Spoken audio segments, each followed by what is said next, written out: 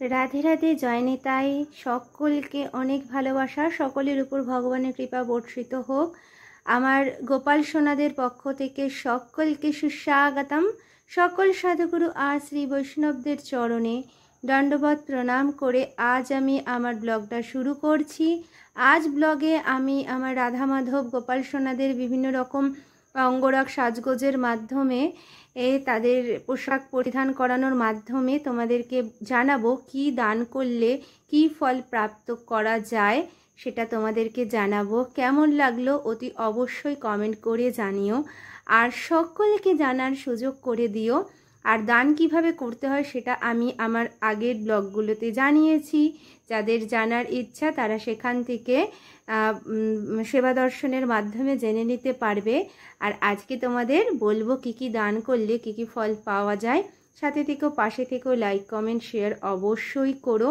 আর সকলকে জানানোর মাধ্যমে এক যে বিশেষ যে কৃপা ভগবানের পাওয়া যায় সেটা তোমরা অবশ্যই নিয়ে নিও। কৃপা হলো যা করিয়া পাওয়া যায় তাহাকে কৃপা বলে। ভালো কাজ করার মাধ্যমে কিন্তু ঐশ্বরিক কৃপা হয় এবং সমস্ত কর্মের ফল ভগবানকে অর্পণ করলে আমরা সমস্ত যে এই ত্রিতাপ জ্বালা যন্ত্রণা থেকে অতি সহজেই মুক্ত লাভ করে আমরা ভগবানের চিরন্তন ধামে পৌঁছে যেতে পারবো।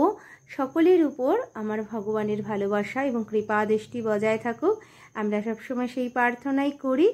আর তোমরা নিজের কর্মের মাধ্যমে সেই কৃপাকে অর্জন করে নাও। সকলে প্রসাদ পেয়েও ভগবানকে ভোগ দিয়ে, এবং সকল যারা দুস্থ মানুষ রয়েছে, দুস্থ প্রাণী, তাদের সকলের সেবা করো, দান করো, তাতে পরম আনন্দ তোমরা অনুভব করতে পারবে। আর তোমাদের এবার জানাই, অন্নদান এক মহৎ দান।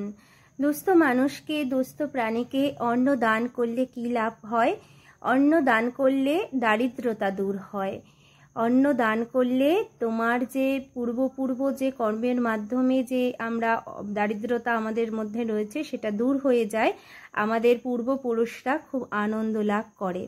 জল দান করলে পাপ দূর হয়। আমাদের যে পূর্ব পাপ সঞ্চিত রয়েছে, জল দান করলে সেই পাপ থেকে আমরা মুক্ত হতে পারবো। তাই ছাদে যেই দুস্থ প্রাণীরা রয়েছে, যারা জল পাচ্ছে না, সেই পিপাসু প্রাণীদের জন্য, পশু পাখিদের জন্য জলের ব্যবস্থা অতি অবশ্যই তোমরা করো এই প্রখর গরমে। বস্ত্র দান করলে সুখ সমৃদ্ধি লাভ করা যায়, পরম সুখ লাভ করা যায় দুস্থ মানুষকে বস্ত্র দান করার মাধ্যমে। গোদান অর্থাৎ গোমাতাকে দান করলে জন্মান্তরের পাপ দূরীভূত হয়ে যায়। এটা খুব মহৎ দান, গোদান। আর সোনা দান করলে কি হয়? সৌভাগ্য লাভ হয়। যে ব্যক্তি সোনা দান করে তার সৌভাগ্য বৃদ্ধি পায়। ধূপ প্রদীপ দান করলে মানসিক শান্তি আসে, এক পরম তৃপ্তি অনুভব হয়। যদি মঠে মন্দিরে আমরা যদি যেখানে সেবা হয় ভগবানের চিরন্তন, সেই সব জায়গায় যদি আমরা ধূপ দীপ এগুলো দান করি, তাহলে মানসিক শান্তি আমরা পেতে পারি। ব্যক্তি যদি বিপদে পড়ে এবং তুমি যদি সেটা দেখতে পাও, তাহলে অবশ্যই তাকে তোমার সাধ্যমতো সেবা করো, তাকে কিছু নিবেদন করো তোমার যতটুকু সম্ভব। এতে ভগবানের কৃপা পাওয়া যায়। এই দান তোমরা অবশ্যই করো, যে কোনো বিপদগ্রস্ত ব্যক্তিকে তোমরা সেবা করো। আর দান আমাদের সবসময় করা উচিত, যে ভগবান আমাদের অনেক দিলে দান করব এমন নয়। নিজেদের খরচা থেকে কিছু খরচা বাঁচিয়ে আমরা যদি দান করি, সেই দানের মাধ্যমে আমাদের ভগবানের কৃপা পাওয়ার পথ অনেক প্রশস্ত হয়ে যায়। আর সব থেকে বড় দান হলো কি? প্রসাদ দান করলে যে পারমার্থিক উন্নতি হয়। যেই সব ব্যক্তিগুলো যে জড়জাগতিক বন্ধনে আবদ্ধ হয়ে রয়েছে, যেই সব পশু পাখিরা তাদের এই পশুজনিতে আবদ্ধ হয়ে রয়েছে, তাদের প্রসাদের মাধ্যমে তারা সেই দুঃখ কষ্টময় জীবন থেকে ভগবানের ধামে যাওয়ার যে পথটা তাদের কাছে অনেক প্রশস্ত হয়ে যায়, এবং পশু পাখিরা মনুষ্য জীবন লাভ করে সেই প্রসাদ পাওয়ার মাধ্যমে।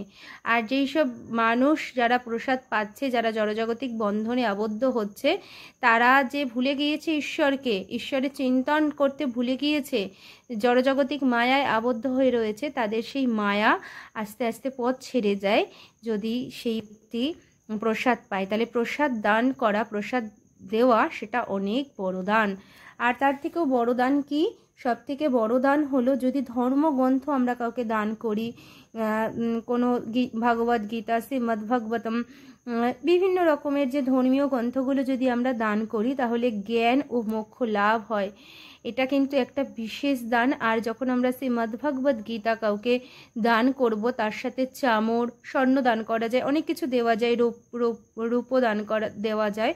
কিন্তু ওটার মধ্যে যদি আমরা চামর দিয়ে সহিত যদি আমরা নিবেদন করে আমরা ভগবানের চরণে স্পর্শ করিয়ে আমরা যদি দান করতে পারি তাহলে কিন্তু আমাদের সেই দানটা সফল হয়।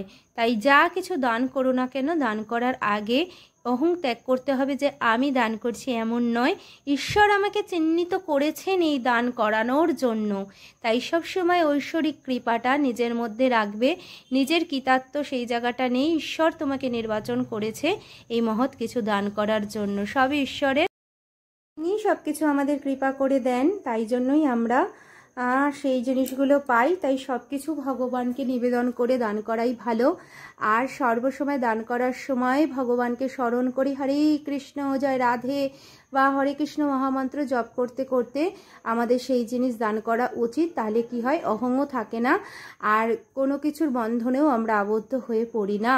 তাই সমস্ত দান করার সময় ভগবানকে স্মরণ করেই আমাদের দান করা উচিত। সকলে ভালো থেকো, সেবার সাথে যুক্ত থেকো, ভগবানকে নিবেদন প্রসাদ পেও, আর সকল জীবে ঈশ্বর দর্শন করো, সকল গুরুজনদেরকে ভালোবেসো, তাদের কথা মতো চলো, আর সকলকে ভালোবেসো, আর আমার ঈশ্বরকে সাথে নিয়ে ছিল, তাহলে দেখবে তার কৃপা তোমরা বুঝতে পারবে। জয় রাধে, জয় নিতাই, জয় জয় রাধে শ্যাম, বলো শ্রী বৃন্দাবন ধাম। আর আমার সেনাবাবুদেরকে দর্শন করো, দেখো কত মিষ্টি, কত সুন্দর আমাদেরকে দর্শন দিচ্ছে। এই দর্শনেও রয়েছে বিশেষ কৃপা। আর এই দর্শনটা সকলকে শেয়ার করে দিও, সকলে যেন দর্শন পায়, দর্শনের মাধ্যমেও তারা কৃপা অর্জন করুক। তোমরা সকলের জন্য যখন মঙ্গল প্রার্থনা করবে তখন দেখবে আপনা থেকেই তোমাদের মঙ্গল হয়ে গিয়েছে। তাই এইভাবে তোমরা চলো, তোমাদের জন্য ঈশ্বরের কৃপা অবশ্যই পাওয়া যাবে। জয় রাধে, জয় নিতাই।